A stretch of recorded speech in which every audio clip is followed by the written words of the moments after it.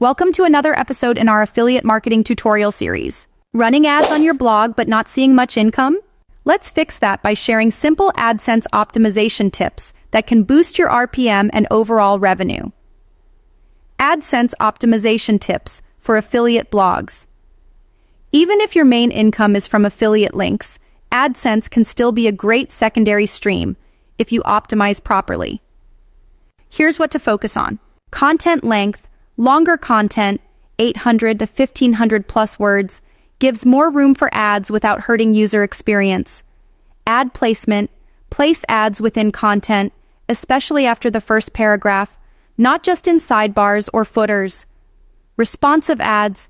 Make sure ads adjust well on mobile. Most of your traffic is probably on phones. Auto ads versus manual. Test both. Auto ads are easy, but manual placement often performs better for niche blogs. Ezoic or Mediavine. These ad networks optimize layout and increase RPMs, often much higher than basic AdSense. Why this works? Smarted placement means higher visibility without annoying your visitors. This way, you earn more from the same traffic, especially on posts that don't convert with affiliate links. Want a step-by-step system?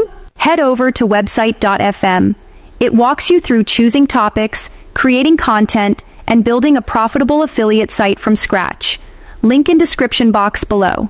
If you found this helpful, hit like, follow for more affiliate marketing tips, and I'll catch you in the next video.